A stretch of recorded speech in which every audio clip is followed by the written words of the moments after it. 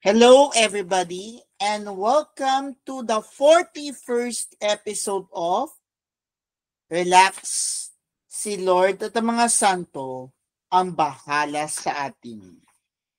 This is JM, and we're especially making this episode because this is the eve of the feast of two saints who uh, who who was the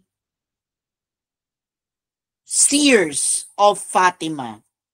It's the eve of the feasts of Saints Jacinta and Francisco Marto. So let's focus on the readings of the day for the Wednesday of the 6th week in Ordinary Time and the eve of the feast of Saints Jacinta and Francisco Marto. Our first reading is taken from the book of Genesis, chapter 8, verses 6 to 13, followed by verses 20 to 22. Again, our first reading is taken from the book of Genesis, chapter 8, verses 6 to 13, followed by verses 20 to 22. A proclamation from the book of Genesis. At the end of 40 days, Noah opened the hatch he had made in the ark, and he sent out a raven to see if the waters had lessened on the earth. It flew back and forth until the waters dried off from the earth. Then he sent out a dove to see if the waters had lessened on the earth. But the dove could find no place to alight and perch, and it returned to him in the ark, for there was water over all the earth. Putting out his hand, he caught the dove and drew it back to him inside the ark. He waited 7 days more and again sent the dove out from the ark. In the evening, the dove came back to him, and there in its bill was a pluck of olive leaf. So no one knew that the waters had lessened on the earth. He waited still another 7 days and then released the dove once more, and this time it did not come back. In the 601st year of Noah's life, in the first month, on the first day of the month, the water began to dry up on the earth.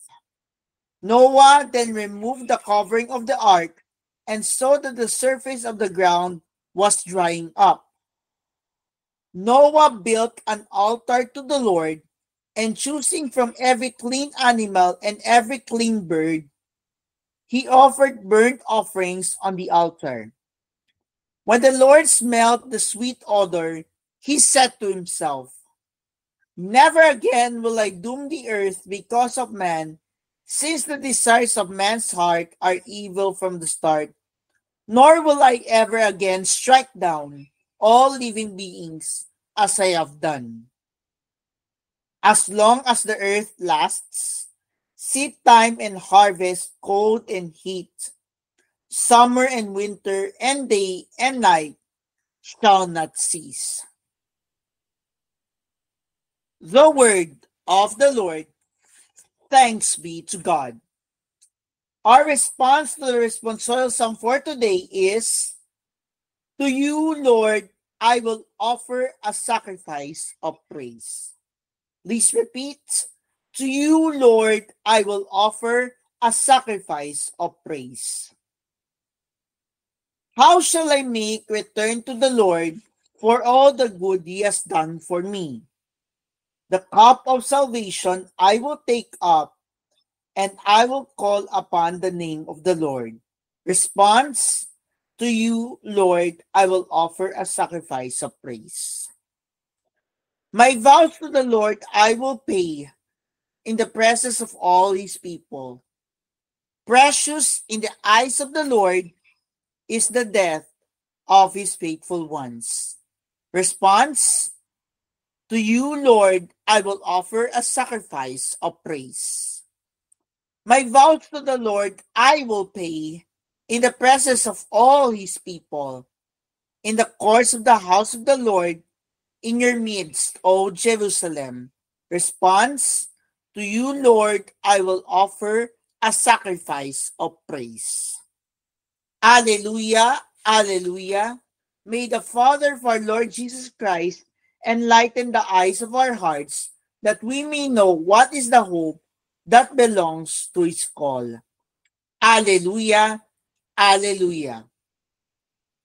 Our gospel for today, on the Wednesday of 6th week in Ordinary Time, is taken from the Gospel of Mark, chapter 8, verses 22 to 26. Again, our gospel for today is taken from the Gospel of Mark, chapter 8, verses 22 to 26. A proclamation from the Holy Gospel according to Mark. Glory to you, O Lord. When Jesus and his disciples arrived at Bethsaida, people brought to him a blind man and begged Jesus to touch him. He took the blind man by the hand and led him outside the village. Putting spittle on his eyes, he laid his hands on the man and asked, "Do you see anything?" Looking up, the man replied, "I see people looking like trees and walking." Then he laid hands on the man's eyes a second time, and he saw clearly. His sight was restored, and he could see everything distinctly. Then he sent him home and said, "Do not even go into the village." My dear friends, my fellow relaxers, my fellow Catholics, this is the good news of our salvation. Praise to you, Lord Jesus Christ.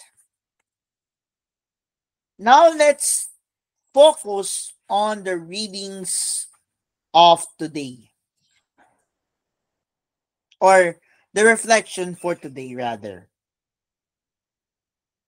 Pag may sakit ako, ano ang una kong ginagawa para gumaan ang aking pakiramdam? Isang bulag ang dinala kay Jesus at iniling na kanyang hipuin ito upang makakita.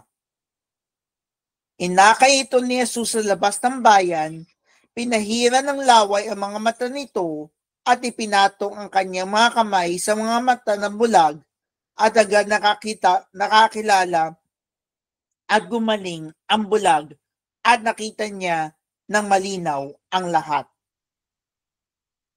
Isa pang tanong, taos puso ba ang aking paniniwala na pagagalingin ni Jesus ang aking mga karamdaman? Kung tunay at tapat tayong nananampalataya kay Jesus, pagagalingin niya ang lahat ng ating karamdaman. Magdasal tayo ng taimtim at pakikinggan niya ang ating mga kahilingan. Totoo nga na kapag may naghanap at humingi sa kanya, makakatakbo siya at pagbibigyan niya. Let us pray. In the name of the Father, and of the Son, and of the Holy Spirit. Amen.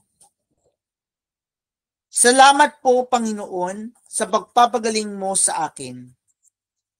Naniniwala po ako na ikaw ang nagpapagaling sa aking mga karamdaman at lubos ko pong itong ipinagpapasalamat at patuloy po akong maglilingkod sa iyo. Mary, show me how to die to worldly ways and rise into new life in Jesus. Amen. In the name of the Father, and of the Son, and of the Holy Spirit. Amen. And that we wrap up our 41st episode of our podcast show, Relax. Si Lord at ang mga santo ang bahala sa atin. Let me remind everyone that we are closing in to the second season and we will close the first season on March 4. And we will start our second season on the day of Ash Wednesday, March 5, 2025. So stay tuned for the schedule of when we will be going live for the show of Relax. Si Lord at ang mga santo ang bahala sa atin on Kumu very soon. This is JM saying, let us live our life in Jesus the Lord, and may we repeat again the prayer that we uttered. Mary, show me how to die to worldly ways and rise into new life in Jesus Christ. God bless.